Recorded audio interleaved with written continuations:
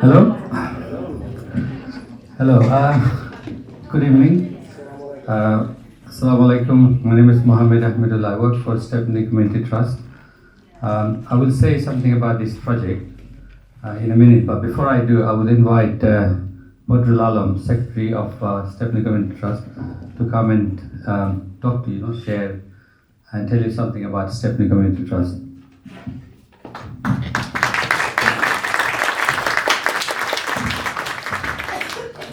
Good evening and Assalamu alaikum, ladies and gentlemen.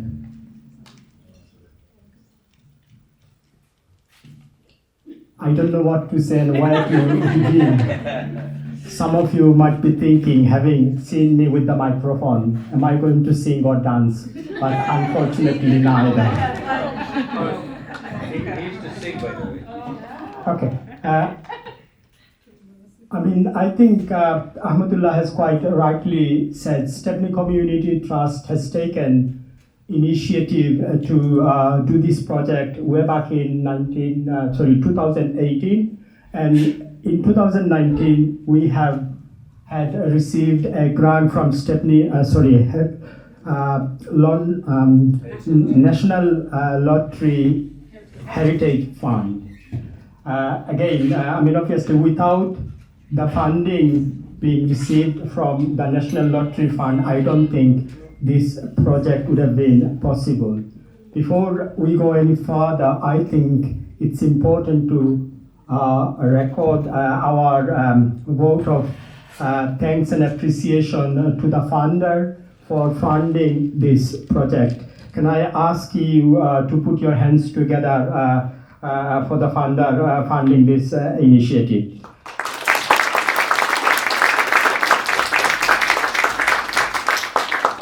Also, I would like to acknowledge the partnership working that we have been able to forge with Rich Mix Center. And again, Rich Mix Center came on board to support us in delivering this project. And again, this evening, they have facilitated the facilities in kind and as a gesture of partnership, active partnership contribution to the project. And I would like to take this opportunity to thank Rich Mix Center for offering the facilities in kind and participating as an active partner of the delivering organization.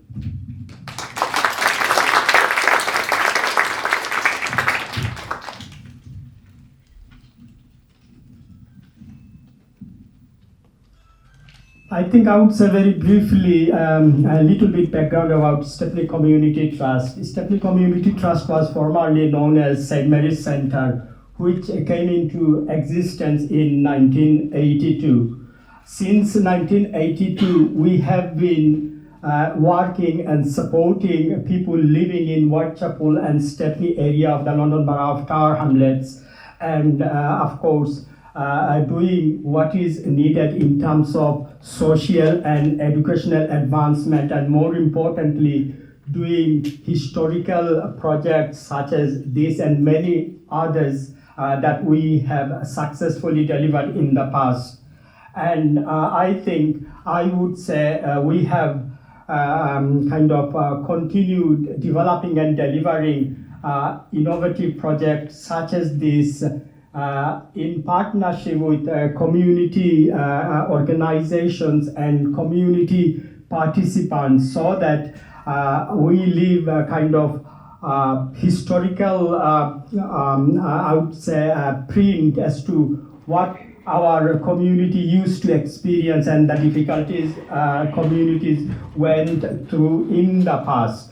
And again, Seamstresses project was one of the classical example. Obviously, because of the innovation, because of the modernization, Seamstress project is very much unheard of. And we thought, myself and Ahmadullah, we needed to do something to recreate and leave traces of our history and how our ancestor or parents or grandparents parents used to do in terms of rag trade working, and how they used to support and contribute economically in the eastern of Tower Hamlets. As I have said, this event is about celebrating the successful completion of the Seamstresses project. This was started in 2019, expected to have finished in autumn of 2020. However, because of the difficulties caused by the pandemic and various lockdowns, we had no choice but to delay the completion time. Finally, we are here gathering tonight at Rich Mix Center, celebrating the successful completion of this project. And I think I need to acknowledge and mention that without the dedication and commitment of the trustees of Stepney Community Trust, the project organizer, and the volunteers, I don't think we would have been able to achieve what we have achieved. And again, I would personally salute and record my vote of thanks and appreciation for their hard work and commitment towards completing this.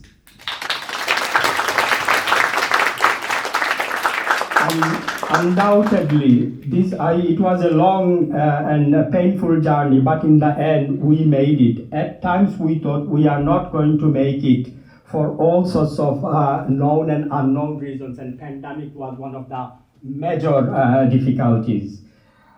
With, as I said, active dedication and commitment of the trustees, project organizer, and volunteers, we made it. And again, I think you will get to hear the pain and difficulties they themselves had to go through in order to bring this project to a successful completion. Can I take this opportunity to thank you for making the effort to be with us, to be part of this celebration. I hope you will enjoy the rest of the program. Thank you very much.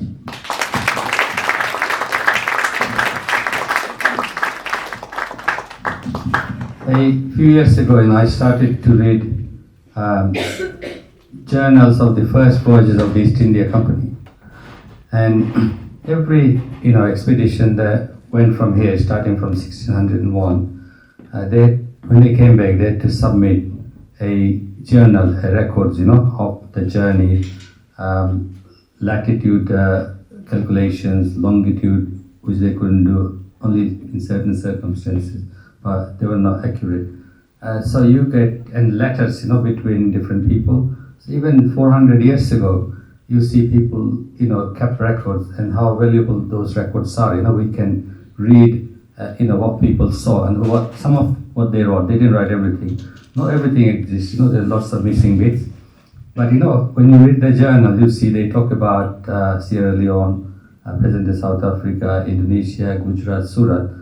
But we don't find anything from the other side, because the record keeping on the other side was poor, or really it doesn't, not much exists, right? So you can see, that there is a lot of disadvantage and barriers in developing a full understanding, what happened. Now, this gentleman there, his name is Jalal and Badrul, in the 1970s and 80s, right, they were, in a lot of the benefits that you see this community achieving was by their effort, their actions, right? They were on the street, and later they became politicians. They made decisions, as councillors and cabinet members or whatever, chairs of committees. I don't know all the structures, proper structures, right? But nothing have been written, and when they're out of the scene, and the people forget. So it's really important, to record proper history so that future generations, understand and appreciate what happened, how, the journey from, beginning to progress, have been made. About seamstresses, like my mother, she was a seamstress, she worked from home. We came in 1973, we lived in Plaistow, in Tarhamley, and she started in 73, and I think in 1980, she kind of saw my days, don't do anymore, right? But I saw, we were not that sympathetic that time, with teenagers growing up, you give your parents a hard time, all kind of thing, right? Yeah. But looking back, right? Yeah, you think, oh, I wish I showed appreciation. I wish I helped more, because I used to drink strong Turkish coffee. Used to hear they keep you awake all night or something, right? And it's really strong. But I read and I saw, but I also experienced lots of things, right? Lots of stories, interesting stories, which I'm sure, exist, in different ways, right? In different families. I just quickly give you one, which I shared in the project launch as well. An Italian lady taught my mom, how to sew. Because my dad used to be a lawyer in Bangladesh, but when he came here, it wasn't easy to. So he got a job in a factory, in Finsbury Park. Then later on, he worked in a Ford Motor Company. But he knew a lady in Finsbury Park, where he worked in a factory, Italian lady. So she came to our house. She's the one who taught. Sometimes she used to stay in our house, because we had a spare room. And one, I think it was 73, her younger sister and brother, like teenagers, came to London, and they stayed in our house, and she used to cook all the Italian food, all the smell of tomato and things like that, right? So we had this experience of Italian, family, so two young people and the woman living, and so they were part of our story to do with, machine work at home. So there must be hundreds of really interesting stories of different kinds, and the hardships, right? Yeah, and all the different kind of work that these women had to do, and it's never been appreciated. Nobody knows about it. I want my mom's, hard work to be recognized and appreciated, right? Yeah? But she doesn't even know that she deserves to be appreciated. Do you know what I mean? So we developed this project.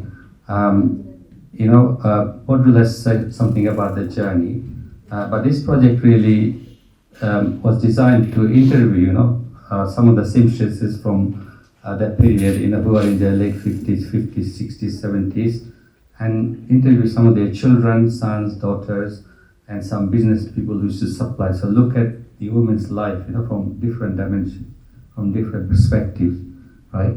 So obviously it didn't go exactly according to the plan because of the pandemic, and we had to improvise. But at the end, we are very happy what we have achieved. So I will pass on to each of our participants. Some of our participants were actually researchers, who researched into the history, the economy, the politics, and so on. And they wrote chapters in the book. And some others who interviewed, seamstresses or their daughters and sons and so on. I just want to apologize for one thing before I finish. Is we were supposed to give you a book today, right?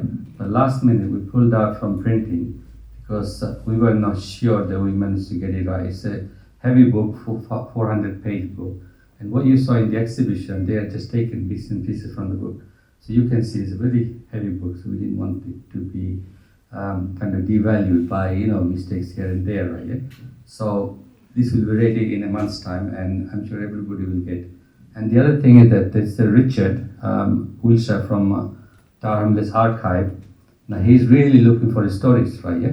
So if some of you know any women who haven't been interviewed, right? Yeah, I don't mind arranging the interviews and then passing out onto the archive so they can keep those memories, those stories for, I think, forever into the future, right?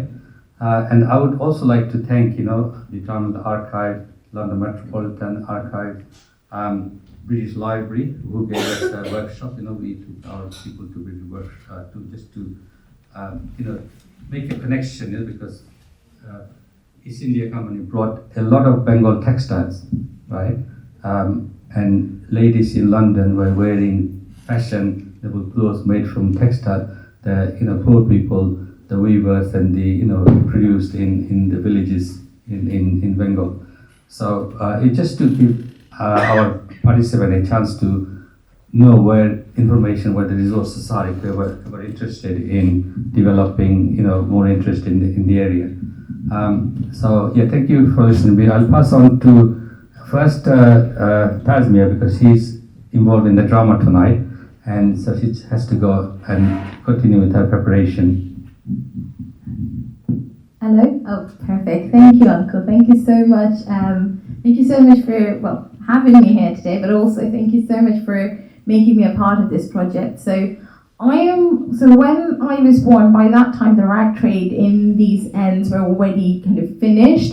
But in as a result of that, I never saw this firsthand. I never saw like mums or grandmums doing the sewing. So for me, when I became part of this project, and when I was looking at, when I was interviewing the children of the seamstresses, the daughters of the seamstresses, it was a fascinating story, and the things that I've learned through this process, the respect that I feel for each and every one of you aunties out here who were part of this trade, I can't really verbalize it. It's so incredible.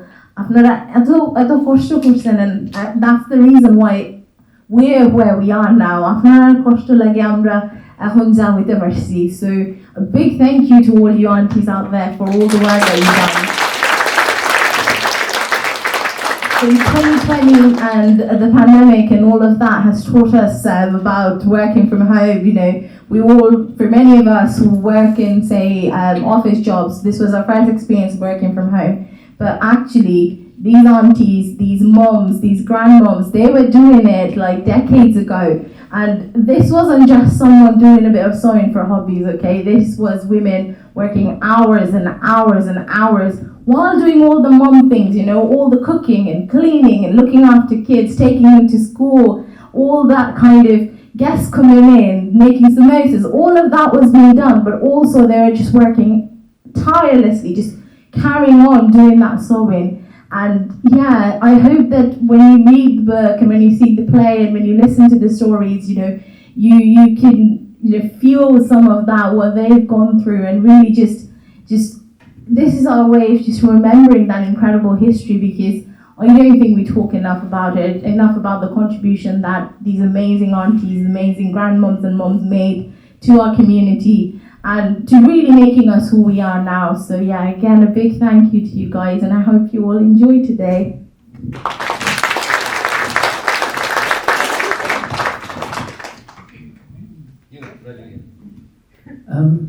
I don't know what to say. I didn't know what to say. I'm probably the only person in this group who've actually worked in clothing factory. I'm still one of the older, I'm the oldest person here. But I used to, between the ages of 12 and 15, I worked in there was only a handful of restaurants, Indian restaurants, as I say, in London, and I think I worked in half of them. And then, I was very depressed. My father disappeared. I was born in Brick Lane, and unfortunately, and I still live there tragically. But my father disappeared, and that was a great opportunity for me to, I wanted to play football in Chickson Park or Chickson Estate all the time, and I didn't want to go and work in a restaurant, and I wanted to. Then everybody said, "Why don't you work in a factory?" And Jalal within knows Syed Nurul Islam, and Syed Nurul Islam picked me up from the street and said, "Come and work in my factory," and that's how I started working in factories. And I think over the next 5 years, I think I worked in altogether just 6 factories, and they were all around Brick Lane and just off Brick Lane. But 2 of them was where we went and collected stuff from other people's houses, and it was eye-opener for me, because I'd never, amazing as it sounds, until I was 16, I'd never been in another person's house or flat, and going to places. I remember going to East Ham and this street called Khartoum Street, and I'd never seen all these places, and Hackney and Harlow. Every 2 weeks I had to go to Harlow and the lorry and pick up things, and I remember Harlow very well because 2 of the people we had to pick up things from were white families, and I'd never been inside a white person's house, flat, and it was just, I remember coming back and telling my brother. Met my brother, and I brought him back to Brick Lane. My family was all dysfunctional, so don't worry about all these things. And I said, come back to Brick Lane, come back to Brick Lane. Then I said, I've been into a white person's house, and it's just, It's just pathetic when it sounds now. But these are all these factories, people working away in factories, and then but to the other side of it was women working at home, and the sound of the machines, and one of the, I don't know if it's in the book, but a lot of complaints about the sound of the machines, and I think Jalal would know that, even if there was one spare space, there would be something going on there, I remember one of the factories in Princelet Street, it was decided, the whole building decided that they'll get rid of one of the toilets to put two machines.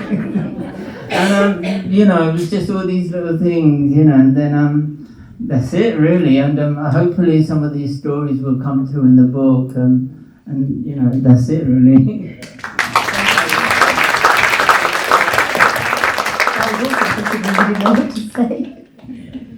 Hi everyone, I'm Jabeda. I'm the daughter of a home machinist. My mum, she sewed and sewed and sewed for 9 years without much of a break. When I was born, she actually had to stop because she couldn't do it anymore. There's 7 of us, so she had her hands tied. But during lockdown, I finally had a chance to stop working myself, and had an opportunity to start reflecting a bit more about who I am and where I'm from. And in doing that, I realised that I actually don't know much about my parents. I lived with them until I was 30, and they talked about bits and bobs here and there, but Mum was always very secretive about that time in her life. I didn't realise it was because it was so hard, and there's a lot of shame around the fact that they work so hard, which in the bank, like, everyone stays behind just to show how hard they're working. So I couldn't make sense, like, where is the shame coming from? So the project for me was really important, just to for me to find out more, give me a reason to start documenting her life, my dad's life as well. He was a tailor, watching them getting older, and the fear of losing that history. I suddenly felt like there is a sense of urgency around doing this. So I was really, really happy to be a part of it when I found out. So as part of the project, I interviewed 5 business owners who owned garment making factories in the 60s, 70s and 80s. And they were really interesting. So three of them were migrants. So firstly, I was just like, okay, they weren't all migrants, that's cool. Ahmed, he travelled by boat for 5 days just to get here in the 60s. Kutub and Mukhtar recall, actually all 3 of them recall, when arriving in the country, they felt really isolated because there wasn't much of a community then, especially if you arrived in the 60s and 70s. It was really cold, they came from Turkey and Bangladesh, the hot countries, but also they encountered a lot of anti-foreign sentiment. The National Front had an office in Brick Lane, of all places, so they couldn't get away from it. But amongst all of that cultural challenge, they still managed to set up their businesses, and they survived through much of that boom phase of the rag trade. And for me, now that I work in the corporate environment and we're all about entrepreneurial spirit, talking to them and seeing how they were able to adapt, move their factory from one place to another where it made more economical sense, or the way they segregated the way that the tailors worked for tax efficiency. All of this, they were genius, and they created a whole community around them. So 2 of the factory owners, their grandparents were from the UK, so not migrants. But their story was really interesting because they built a multicultural society around them, and these people worked together like day in, day out. In the summer when they would try to close, and Harrods has got a new contract to make a brand new coat that needs really specialist equipment. they all, you know, want to come back into the factory, want to learn how to make this new coat, because a lot of it, the skills needed to adapt as the demand changed. So it was very much a partnership. Harold and Russell talk about it being one big family. During Ramadan, you know, they were very much aware of Ramadan because they get to feast as well during Iftar, and they love that. And then at Christmas time, you know, all their Bangladeshi, African, Caribbean, Turkish employees would also celebrate with them. So I got a real sense of community, which I really enjoyed. And then throughout their stories, unfortunately, towards the end, it's quite obvious that the rag trade came to an end quite abruptly in the early 90s, when a lot of the fashion stores started to ship their work abroad. It felt like it was pretty overnight. They were still trying to adapt, but I mean, by then they needed government support, and there wasn't any. So yeah, I think that was it was a shame. A lot of them are kind of, when I interviewed them, were campaigning for more support. And even today, when you meet people who work in the fashion industry, you know, they're looking for tailors to make their nice bikinis. You know, I just met a lady in Battersea the other day, and her daughter makes really, really expensive specialist bikinis. And I was like, wow, like there's a whole wave of a population who knew how to tailor just across the other side in London. If only we could bridge that gap. So this project was really important for many reasons for me. Working in Moorgate and spending a lot of time in Shoreditch, you can see how fast it's changing. And you know, you go into these vegan cafes. Nothing against vegans, honestly, I don't. But I went into this vegan cafe that specialised in jackfruit. You know, they make the pulled pork and pulled beef out of jackfruit now. And I was like, wow, like for us, that is such a big thing, because the national fruit of Bangladesh is the jackfruit. And so, you know, if you were to give my mum and dad a jackfruit when you came for dinner, they will love you forever. You'd be over every week.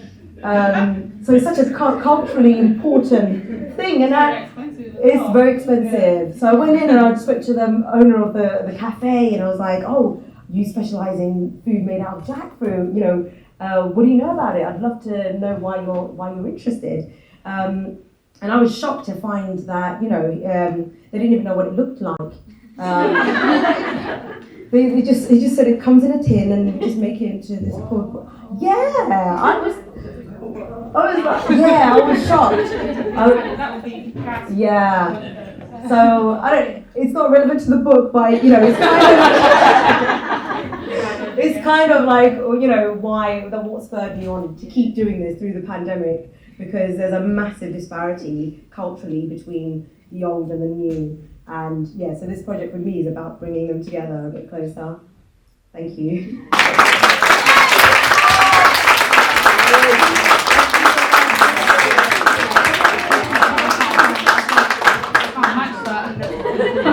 Can't match that.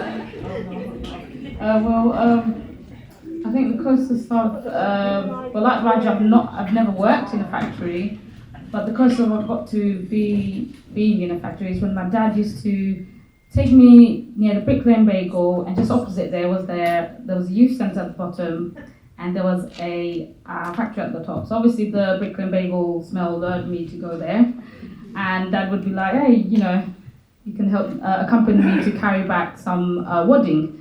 So there's me, 4 foot something, haven't grown much. Well, not tall anyway. But my dad used to say, you know, I was a proper tomboy, so Brick Lane was my childhood.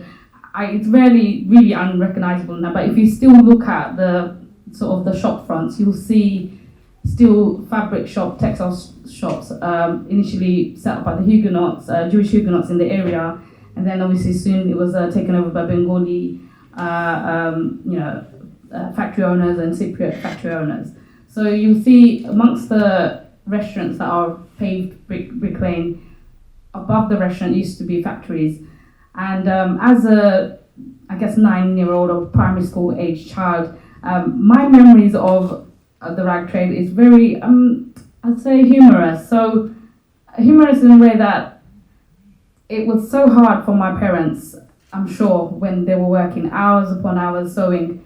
But I remember my dad used to say, would you give me a hand? And he was obviously 40 plus, going on to in his 50s. So I used to accompany him. I used to go up these flights of stairs to pick up bags of wadding. So he'd be carrying the leather or the button, things that are much heavier, and I'd be carrying the wadding. And I always recall this memory because it was deceivingly like a big sack of wadding. So there's me 4'4" carrying a black sack of wadding.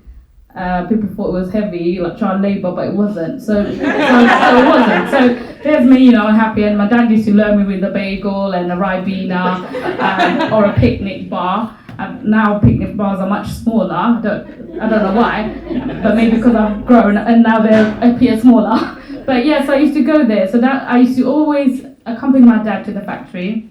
And as a child, you remember a lot of things like with your senses. So I could remember the smell of leather, and even the smell of the machine oil, and even the dust in the room. That machines were back to back. Like when I look at these lights on the in theatre here, I remember there used to be lamps attached to the sewing machine, generating heat. So not only was the heat from the machine motor, heat from the lamp, heat from the source of just being back to back, all the electrical wiring in that room, and it was just hot. I couldn't breathe. I went in and I had me with my small poor lungs was there for split, a couple of minutes, and I felt like, wow, I could feel the threads and dust at the back of my throat. And there were men, women, some women as well, working hours upon hours just sewing, back to back, not much rest. And obviously these buildings were quite old. Windows were not always easily accessible. They were very tall and they couldn't be opened. So if you think of it now, I think, wow, they had it really tough, and it just makes me emotional because I lost my parents just before we started this project. I lost my parents in 2018, and just 6 months later, when Ahmed Al-Bay was saying, I have something like this, and I was like, oh my God, I jumped at the opportunity. And I guess as a form of grieving, you kind of want to relive your childhood memories of your parents. And I thought, this is right up my alley. I want to share my mum's story, I want to share my dad's story, and the memories that I have. And obviously when I took on this, decided to write about this chapter, a lot of things came into perspective. And I had a childhood eye, and then I had the adult eye. And looking back on it, they worked really hard. It was a very difficult time. But I also want to reflect on the good parts. I used to go up to the factory and the men would just be having banter, going down, having a cigarette, going back to work, and it was just normal, this was just normal for them. But it was hard, definitely. So as I would walk back from Quaker Street, off Brick Lane, back into a 5-story building with no lift, should I add, my dad used to carry these bags, and he would actually have indentations on his fingers by the time he reached the 5th floor. By the time I reached the 5th floor, I would be chucking the bin bags into the room and jumping on them like they were bin bags. So this was normal. I was just like, flat out, I can't do anything anymore.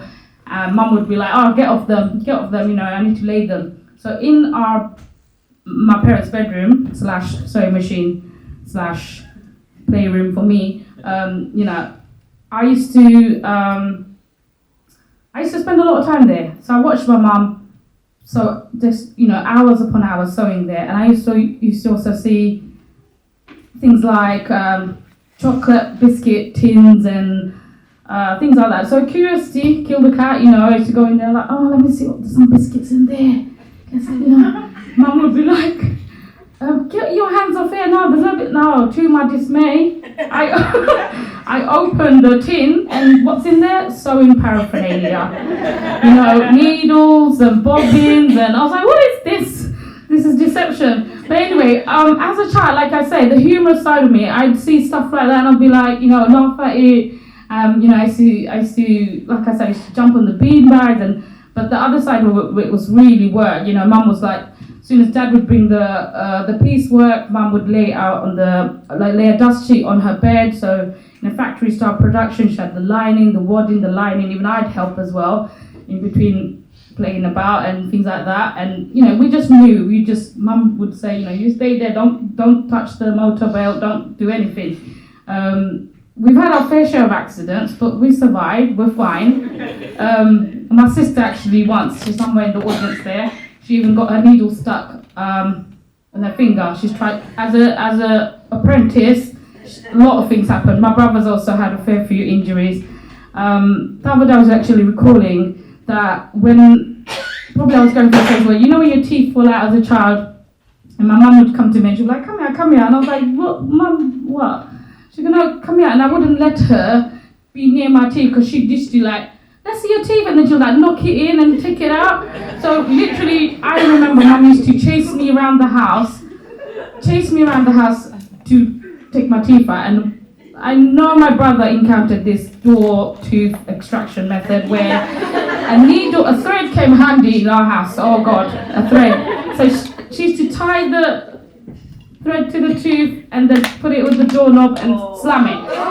Okay, but let's take it up a notch. Have you had this though? Your teeth is tied to the sewing foot. No, yeah. So, now social services would be down on my mum's neck, but bless her heart, I had it bad. So I was actually reliving that trauma, and I said to my brother, didn't it happen to you? He goes, no, I was 14, my teeth didn't fall out, then it was you. But I was reliving it like it happened to him, not me. So I didn't want to feel that it happened to me, and I was like, God, Mum, you did that to me? And Mum was like, laughing it off, I was like, so you see, the sewing machine came really handy for a lot of things. So, like I say, I recall the whole human side of it, but as an adult, I've grown to realise that it was really hard, things like doing piecework, like you get paid by the hour, you can drag that hour, or you can actually do work, but let's say they got 50 pieces in a week, or you got 50 pieces of work that you have to do within an hour. So mum, in between stopping the machine, going to cook, doing the school runs, or, tidying the house, washing up, go back to sewing, you won't get paid by the hour, you're getting paid by piecework. So you could take 2 hours doing 50 pieces, or you could take a whole week. So it really mattered, really mattered. And mum was really, I'd say she was really entrepreneurial. Obviously she had so many methods of using a sewing machine, but she's also taught people in the neighborhood, on the same floor, to how to sew. I won't go on too long, but another thing I just want to add, after losing my mum and dad in 2018, like with most belongings and possessions, when my mum passed away, she said, don't you ever chuck that machine. She said that's my lock key, which is my lucky charm, and I'll be like, no mum, we won't. But as you know, a machine like this becomes obsolete, parts are it's hard to even maintain. So I said to my sister, we sat down, all our siblings said, what can we do about this? And I actually approached Museum of London, and I said, do you have any sewing machines at the museum? They're like, oh yeah, we got one from post-war. I said, post-war, so we just have one sewing machine documenting post-war time. But history's happened, 20 decades, 30 decades, I've moved on. So what about migrant? It was good 3-4 decades of the rag trade that you cannot just, wash over. You have to document this. It needs to be documented. As hard as it was acquired last summer. So the Museum of London got back and said, look, we'd love to take the machine and we'd love to document this. And I said, oh my God, I was literally crying. It was like, when brides get married and the mothers are besides themselves. So me and my sister, we were besides ourselves. We were crying so much. Happy tears, and it was nice to know that it's gonna go to a good home and it's gonna be there for documenting history, and for years to come it will be a source of knowledge. In Islam, when somebody dies, there's a few things that you have to leave behind. If it's a source of knowledge and source of education, that is a continuous blessing. So I thought it's the best place to go to the Museum of London. And also Museum of London is going to be relocated, so they're going to have a good place to have that machine and document mum and dad's story during the rag trade, documenting all the migrant history at that time. So when it is there, I will definitely let Ahmadullah know, and I want you two guys to go and see it. Okay, definitely.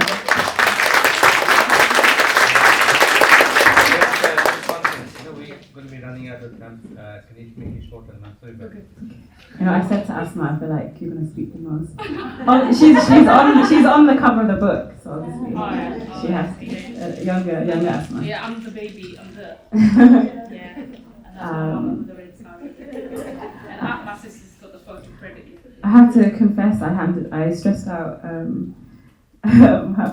because I handed in my chapter late. But I so confession. But the reason why was because so I interviewed home seamstresses in the 1970s, and if you don't know, the 1970s was actually when a lot of Bengalis started to arrive and build a life in East London, and there is so much rich and really critical history of Bengalis resisting against a real context. Someone said earlier, the National Front in 1978 stood a candidate in every single ward of Tower Hamlets, and they gained 10% of that vote.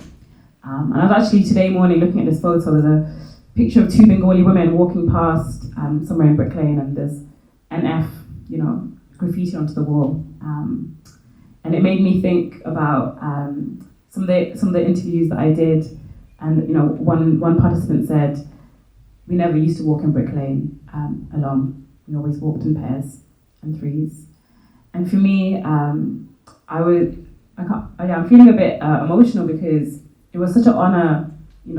Before the pandemic, some of these older Bengali women, my khalas, nannies, I don't want to refer to them as just women, out of respect, they let us into their homes. They gave me tea, they gave me a biscuit. I was sat on their sofa, and when the pandemic started, we interviewed them. And it has to be said, obviously, a lot of the COVID hit the British Bengali community really hard. A lot of the women we want to interview passed on, but the women that I did interview, wow, like their stories, I think they're gonna live with me forever. They will linger with me because there is such a testament to survival, to hustling. Let me tell you, my mom's here in the audience. I'm the daughter of a seamstress. I saw that hustle firsthand. I remember she would set us down and be like, "We're going to sleep at like 3 p.m. We'd be like, "Why are we sleeping at 3 p.m.? Because that's when she would start her work, and she'd work late into the night. And just now she was recalling a memory of she'd work until she saw daylight again. And we'd sometimes wake up, and I can still sometimes hear that industrial brother machine, which still lives in my mum's house, Pride of Place. And yeah, I suppose what to say, it was such a difficult time in the 1970s. Obviously, we also had the Liberation War in Bangladesh. So it was a very difficult place for a lot of Bangladeshis to stay, so they came here. A lot of the women I interviewed, they did try and receive state support. The state actually often would try to demonize, them or their husbands. A lot of the Bengali women's husbands would be, they wouldn't be able to come back to Bangladesh immediately. And then in trying to access state benefits, they'd be asked, can you really sign a form to say your husband's intentionally left you here, And a lot of the women, obviously, they don't want to do that, if that's the case, to access some benefits, It's a sense of pride and morality, so you can see that there was a xenophobia there as well, from the state in the street. There's one of the lovely ladies I interviewed is here in the audience as well. And yeah, I have memories of running, with my mum. She'd take all of us to the Heba factory, and we'd play in the creche while she worked. And my mum was a seamstress in the 1990s, so it was a few decades on. And I actually got to interview her recently. I was very sleep deprived. It was at 11 p.m. at night, but we did the interview, and it was. I know my mum. I know her story, but I grew so much more respect. You hear about the absolute kind of skill of motherhood is often a job that is undervalued and underappreciated. There is so much labour in raising someone like me. I was always very prone to accidents, have many scars on my body because for some reason as a child I was always giving my mum struggle. I try to be good now mostly. But yeah, you hear about how, you know, a lot of these women, they were balancing so much, you know, having to raise their children in between hours and hours of real manual labor. And kind of, it's hard to kind of contextualize it here, but you know, that brother industrial machine, it requires so much physical force. You know, a lot of the women I spoke to, you know, they had arthritis, you know, a lot of body pain, you know, that legacy afterwards, you know, I think it's important not to romanticize. Obviously, we're here to celebrate these women, but there was a toll on their bodies, you know. A lot of the women, every single woman I interviewed often came to that role out of financial necessity. My dad's here too, and I think one thing, you know, when you're trained as an oral historian, you need to go in without assumptions, right? And I was really surprised to hear some of the Bengali, you know, women, their husbands are so supportive. Either they would be working in concert, you know. My mum told me about how my dad would help her. He'd cut the threads and fold the clothes. And for a lot of women, that was also their experiences. So there was a lot of support. I learned so much from them.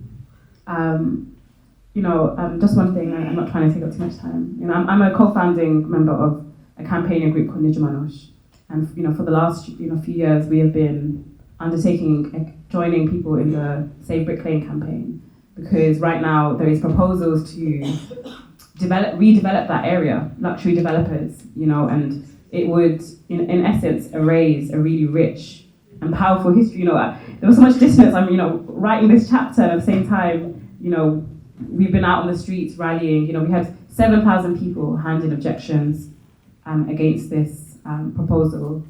2 councillors did vote it in. I mean, they got voted out in the mayoral elections. That was a real moment of joy for me, I must say. You know, because the people, there is a rich history. There's a reason why it's called Bangla Town. There's a reason why Al-Tabali, you know, in that same year the National Front was elected, a young garment worker, Al-Tabali, was murdered. You know, there's a park now in his name. And I suppose for me, what really grew out of this project is there was so much pride. You know, we see the same struggles around, you know, gentrification, fascism, racism.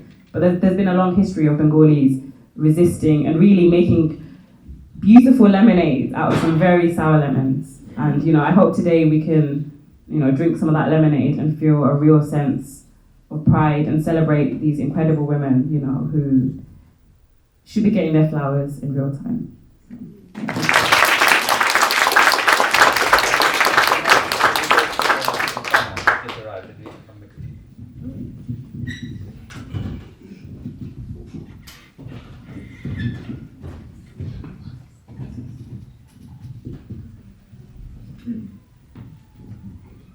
Hello? Okay. Briefly. Yeah, don't worry, I'll keep it very brief. They've done such a great job. I also got involved very passionately, actually, because my mum was also, my mum passed away about 8 years ago. So, sorry, I didn't want to get emotional.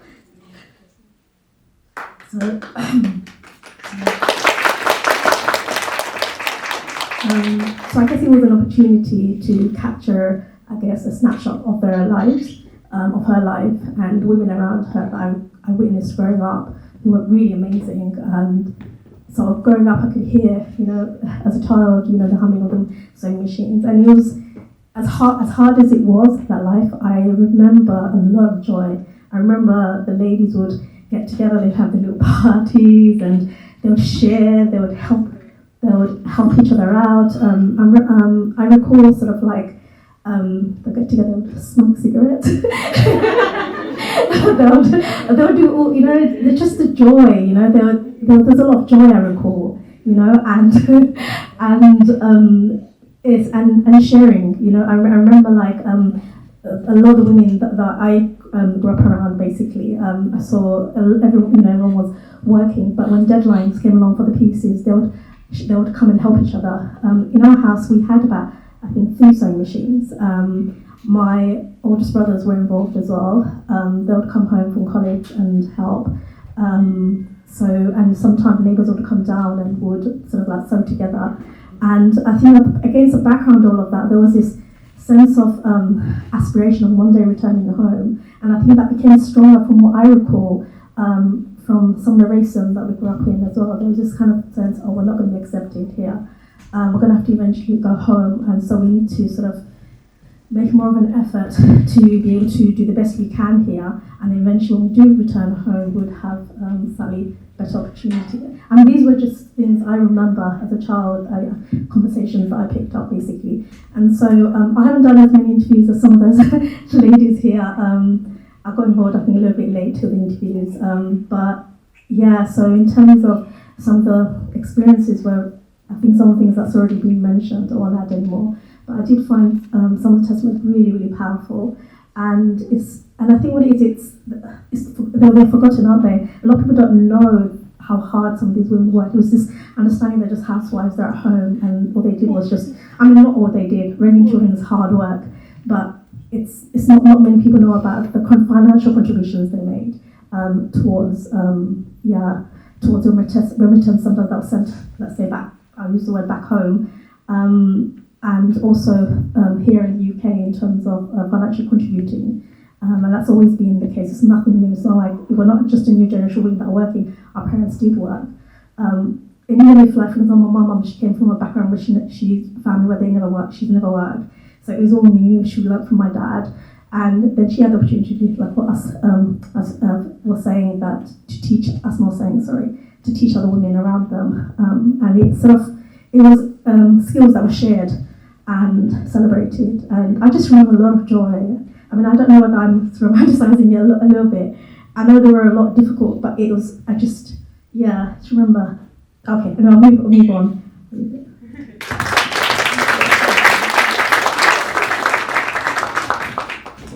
I'm going to keep it really brief. Just to say that it started as a personal journey for myself, to discover myself more than anything. So it was a very selfish sort of thing, just like others have already previously mentioned.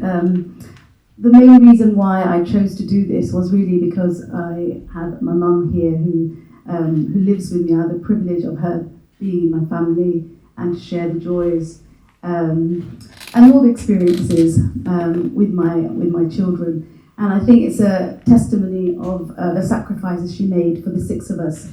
So it's quite normal for a Bengali family to have 6 at that time. So my mum's in her 70s and she worked as a seamstress in the 80s and 90s. And I've got a terrible memory, and that is something quite unusual for a history teacher. So I did come and they vouch for that, my family. But it's just like I've got very selective memory about my mum working. I remember the machine, I remember the humming, so just like you said about the senses, as a child they were very heightened as well. And it's this idea that, this was another member of our family, and it brought lots of, like you said, Lockie, it brought lots of good luck in the sense of even the little amount that was earned had a lot of barakah or blessings in it. Whereas now you could be earning lots and then you don't even know where your money's gone. So the remittance money that was sent to support the fathers in the family, and in fact I think the mothers were actually calling all the shots, but they just pretended and let the fathers believe that they were actually in charge. And so I think the chapter that we were looking at my chapter was the later period when the trade had actually disappeared, and a lot of the women who were doing it comparatively with my mum, where mum didn't have much of a choice, and she wanted to read and write. She could read and write in Bengali, where she came from, but when she came here, she did really want to be literate in English. She spoke a lot more when I was younger. I think selectively she's choosing us to speak for her now. So my dad put a stop to that. He'd said, no, you don't need to learn. And that was that generation. And I think later generations, when we look at the 90s, women who actually were born in the 70s and were working, they had more choice in terms of where they could go to and where they could find jobs. And it was more about boredom. I feel bored being at home. And I'm not in any way sort of undermining or undervaluing their skills, but in the sense of, if you look at it, even they were saying how often it was they came through marriage. So they came in their 20s to somebody who was British to live with their in-laws, and they recall how their in-laws used to have a hard time in their era of sewing, and that they had a lot easier time, comparatively a lot easier time, and they trained and they learned how to sew properly professionally as well. So we've seen the whole trade going up and down, and then slowly just I think there's a revival. There will be, because I think there is a lost art. I feel like an imposter sitting here because actually it's my sister, older sister, who actually learned how to sew to help my mum out. I was, the middle child syndrome, I was nowhere to be seen. If I could avoid the housework, I did. And, I think essentially what you'd find was there's this huge generosity at that time, because there were very few of them who came initially, and then my mum came in the 1960s, late 60s, and she had children very early. Her and my dad were one of the few who were a couple, and a lot of people, we were a stopover for a lot of people who were single, and our house was always open to people, to the point where I had some resentment of people taking my room. I had to sleep elsewhere. Families could just, it wasn't just a bed and breakfast, it was just stay for as long as you like, fine. Open-ended invite. And, all these things, I think these things we're slowly losing. We're becoming a lot more insular. I don't know that is the actual features of modern society. Anyway, I won't take any more of your time. Good evening. My name is Donna, and I'm responsible for the chapter Shipping Out, Shipping In, looking at the development of communities within the garment industry, in and around the garment industry. So you have the Huguenots that moved in and moved out. You have the Russian Jews that were in and out, the Cypriots in and out, and then we have the Bangladeshi that were in. I'm still in. And maybe it had the garment industry not being decimated by economics and being shipped out of the UK, maybe the Bangladeshis would have moved out and another group would have moved in, but we don't know. So this is where we are right now. And from a Caribbean background, quite a lot of the stories I'm reading, and people say that, but there isn't that much difference in all of us. Somewhere beneath the surface, there's similarities are there, and the stories resonate with some of the Caribbean mothers.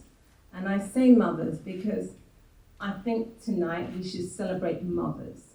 Motherhood I have considered to be devalued. I don't have any children, but I have great respect for mothers, because these mothers gave of themselves, sacrificed their health, their joy.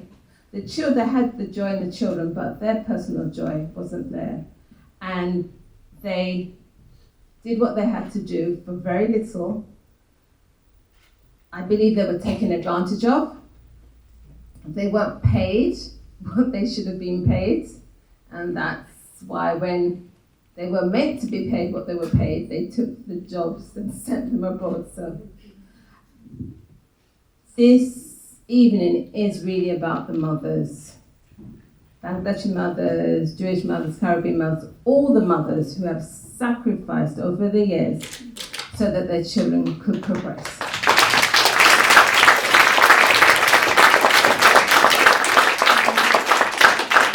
Hey everyone, and thank you for coming. My name is Tasnia.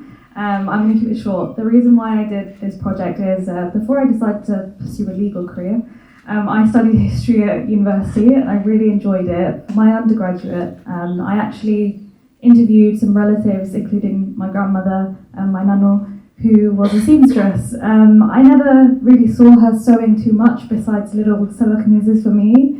But in all of my baby pictures, there's two big brother machines in their kitchen. My nanabai would help with kind of sewing the lining. My mum would say that her and her 7 siblings would help cut the thread. So it's always a story that's kind of been in my family. And growing up in Thailand, speaking to my friends, everyone's got that kind of story, either their mum, their grandma, someone that they know, their aunt. And I kind of, after 2 years of working, wanted to go back and do something that I enjoyed, and this project came along on my Twitter feed, And I thought that I would go ahead and try to go back to the archives and learn a bit more about the economic context of things. And I think that's, like Donna was saying, a lot of mothers did it because of the economic reasons their families found themselves in. And I think it's just such a testament to their drive and their kind of commitment to their family. And yeah, thank you so much for coming, and I hope everyone enjoys it.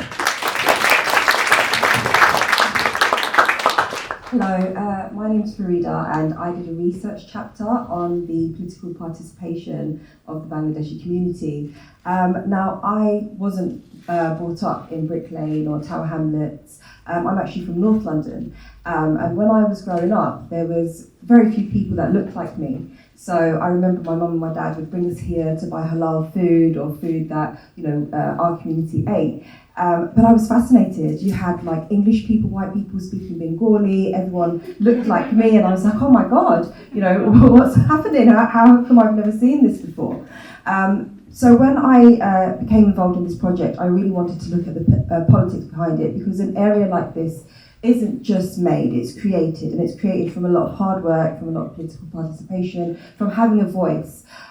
So my chapter looks at how that political participation of the Bangladeshi community has changed along with generations, and how it's given women some independence as well. And I think one of the things that really stood out to me when I used to come here was that you would have women working. They were in their homes creating, they had a community, and they were making money, which was quite rare at that time. So it was fascinating for me to understand how this area came together and how it became so strong, and it gave women such a voice.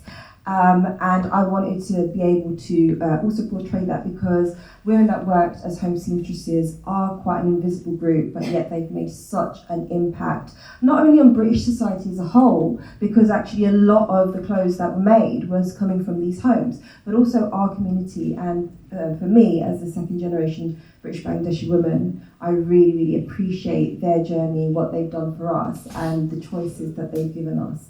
So thank you to everybody for coming, and thank you especially to the home seamstresses for setting that standard.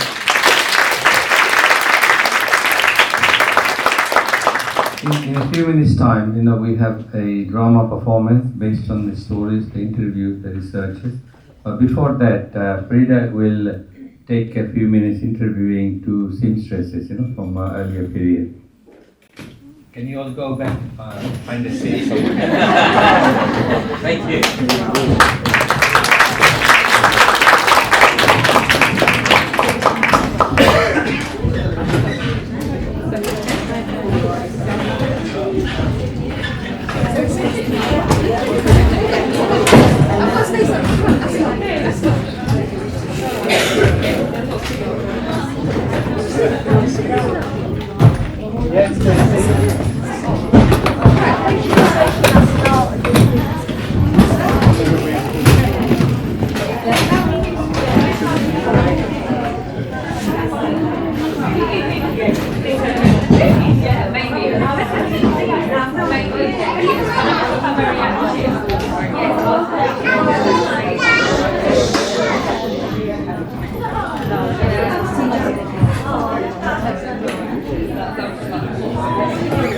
You need to use both, yeah?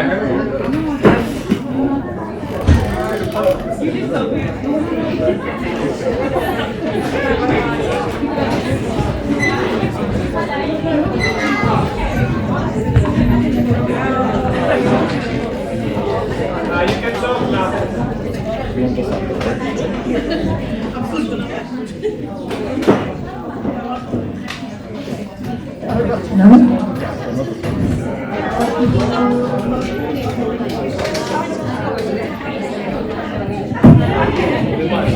This one. Good. Okay, cool.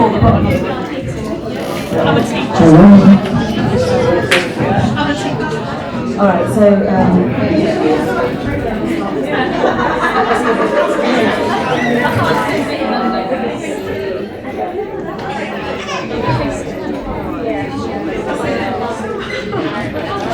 let's get straight into it.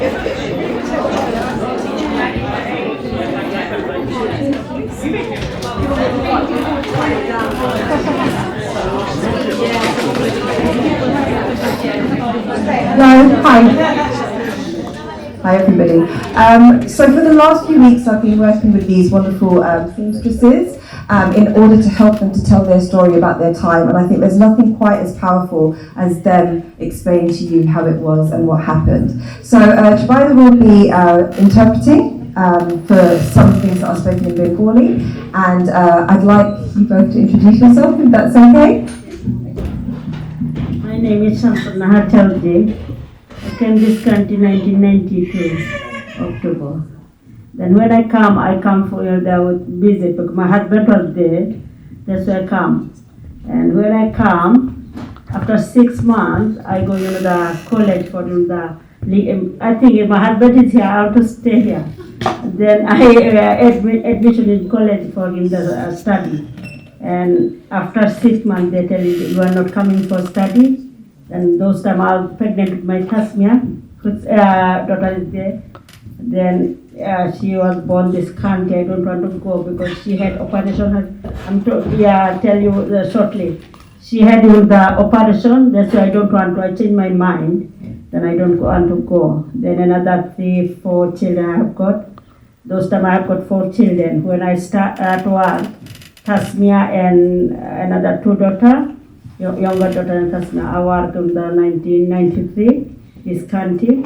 Then one day my nephew was there, older than me. Then I told him I want to learn how to control the machine, and he buy for me one machine, 150 pounds it was. And one day I was learning that I want to control the machine, because I know how to solve the machine which one is not electrical one. And then I think I can start work. Then I asked my neighbor, and she give one piece of the clothes. And when I give top tea, and she tell how come you go this corner? And I was confident. I think I can do something. Then one practitioner he give us the clothes, and it was the Mark one shop was in the Stratford. I start in the skirt and top. And when I make skirt and top, it's so nice, I think, because they the cut their clothes. And I was more confident, and it does help because my husband also, is illegal. Me also illegal because we was come from first of all, we was in Saudi. My first child was born in Saudi Arabia. And they didn't give money on time. That's why his brother, take him this country, and he was illegal. Me was illegal. We have got 4 children, and it does help. My economic, there is no benefit, nothing. That's why I was happy, but it's a hard time, very very hard time because I have got children, and all children was cesarean section, and it's difficult time. But my husband never forced me for work because one day, one small story, my auntie was in the children, and he had got problem with his throat, and he need operation. And my the cousin brother tell my husband, can you give 15,000 taka? And my husband tell me, okay, you can give, then I can give next month. He tell me that if you don't give the next 1 of July or something like first month of first day, then you're supposed to give. And it was hurting, very very hurting. And I tell don't bring his money. And all the time I work and I keep some money with the nephew. He was trustable man. He was very pious in first grade. Then one day my husband was so upset. I tell, why you are so upset? He didn't tell me anything. I tell, please tell me. He tell, if I go die, no money. We have no money for the funeral and stuff. I tell, don't worry. I have got 13,000 pounds. I keep, and he tell it's not 13,000. 13,000 pounds. And he was so happy. He was crying. Like this and that. And when I go, because I was young, and I go shop. Because I come from Bangladesh, and all the time I have got the nice taste. I want to put nice clothes for my children. Then I go in the Marks Spencer, color of vanity. Which one is nice? I look, I see it's nice, and I buy this clothes for my children because I can manage, because it does help this money. And I was working on the HIPAA project in Brooklyn Women's Center. They give in the certificate. I make on the one blazer, and I work in the the expensive clothes. I have got some picture. I bought it with me. Some in the towel come. One box is from Portugal. 3 towels make one the dressing gown, and it was so nice. They sent in sometime in America, nighties like this. I was so interesting, and I was so happy. Every week when I got money, my money was more than my husband's money. Husband money was 180, it was 100 share. And when I work, maybe more than 200, sometimes 250 like this. And this man was Jamaican old man. He was so nice. He passed away, and he was like family friend. Always I give him food. He takes some of the food, and he tell you that my children was young. He carry sometimes. If sometimes I mistake, it's PVC material, leather material, sometimes towel material. It's very difficult to open. He opened for me, and he hold my daughter, and he tell you can finish this one. Sometimes my nephew come, he put some zip on for me, and I feel, oh my God, so cool. Yeah, he helped me understand that. When zip clothes come, I was so worried, how come I finish, because it is difficult. Then, and very nice clothes I made, and I was so happy, and I have gotten still I have gotten I feel proud, because in the wedding time, we have got a lot of big family, their cousin, sister, and stuff, because our family is 8 daughters. There. Then I make everybody's clothes and I give them, maybe make them in tight, sometimes make their clothes, sometimes make their blouse. Still I can decorating my house in the cushion and throw, curtain, even set his cover. I can make everything. Alhamdulillah. Is my I think if anybody was encouraging, then it's very good. Thank you very much for your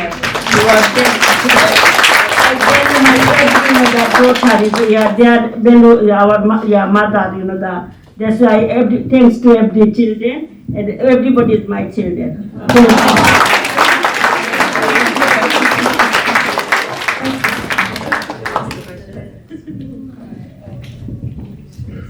আচ্ছা, আপনার নাম কইবানি আর কিরকম লাগছে যে সময় first এখানে আইসই?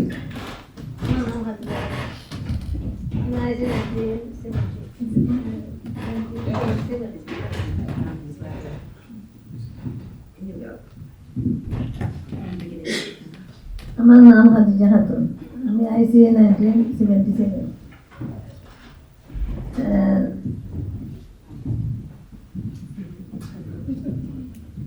1977 আইসি। যখন আইসি তখন তো এই দেশে খুব বেশি ঠান্ডা ছিল, দিন পাতি দিনে ঠান্ডা দিন ছিল। আমরা দেখে তো বা হয়েছে যে এত ঠান্ডা ডাক। তারপরে তো সামার আইলো, দেখলাম ভালো লাগলো। তারপরে ঠিক আছে। Can you translate first? Then Okay, yeah, I'll do it now. So this is Khadija Khatun. She came to the UK in 1977, and when she first arrived, the first thing she realised was how cold it was. Yeah.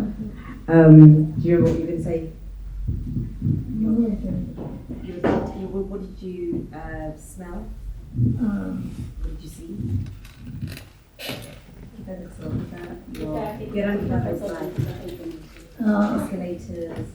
পয়লা আমরা যখন বাড়া গেছি, train দেখছি, escalator দেখছি, rail bus দেখছি, আর শীতের প্রাণ পাইছি। রাস্তায় আসতে দেখছি আমরা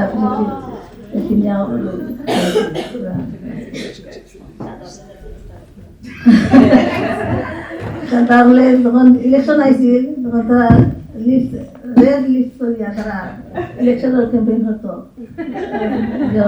মেয়েরা তারা আমরা দেখলে হয়তো তখন মার্গের চর্চার ইলেকশন হয়েছিল, তখন সাদারা বুঝতো মার্কেটে যে ভাস করলে ধরো পরে না খাদাই দিবা তো তারা আমরা কইতো go back home go back Bangladesh আর বাচ্চার স্কুল থেকে আনা নেওয়ার সময় আমরা এটাই তো ছোট ছোট বাচ্চা দিয়ে দিত So she's recalling in terms of what she remembers seeing. She saw escalator for the first time, red buses, and the smell of fish and chips. They loved that. Yeah, and it was around the time of Margaret Thatcher's campaigning, 1979. There was a lot of women out. Women empowerment was big. She's describing women wearing red lipstick and going out and saying, "Vote Margaret Thatcher."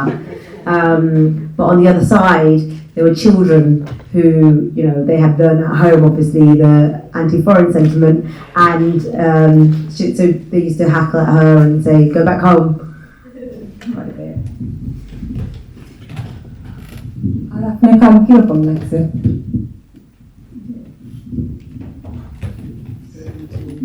দেরি রেখে আমার সকালে আমার বাচ্চাদের স্কুলে দিতাম তারপরে আসার 1 মাস পরে আমি মেশিন দিয়া খাম টেলারিং করছি টেলারিং খুব ভালো লাগতো আমি কিছু কিছু জানতাম বাংলাদেশে তাতে আর এখানে মেশিন করার পরে করছি ভালো লাগছে আমরা একটা ওয়াইজ পাইছি আমরা কোনোদিন এটা আম করছি না আমার একটা খাইলে খুব ভালো লাগছে আমরা নিজে একটা কিছু করতে পারছি সমাজের জন্য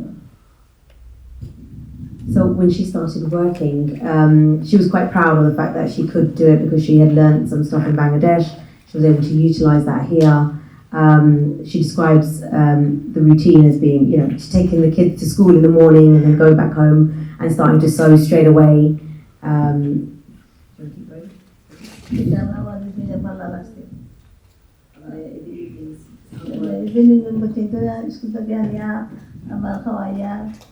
কিছু হোমওয়ার্ক স্টাডি করে সাহায্য করিয়া আবার আমরা কাম করতাম তারপরে রাত্রে খানা পিনা করে আবার কিছু সময় বেশি কাম হইলে একটু কাম করিয়া তারপরে আমরা ঘর দায়িত্ব করিয়া পরিষ্কার করিয়া আমরা ঘুমাইতাম So once she picks up the kids from school, she'd make them dinner, help them with their homework, and then get back to the sewing. And she would work as late as was needed to kind of deliver the projects, the contracts. How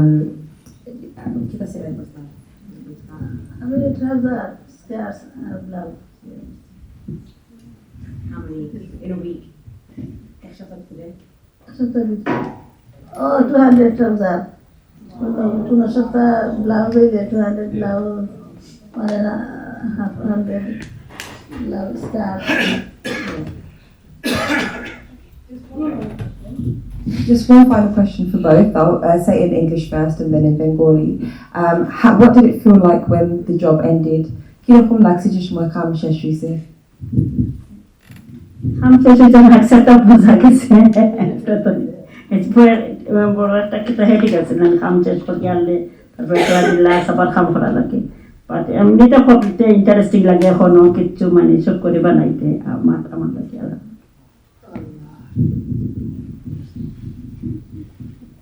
খাম শেষ করে আনলে বুঝলে একটা দায়িত্ব আদায় হয়েছে যখন খাম ডেলিভারি দেওয়া যাইব খুব শান্তি লাগতো আর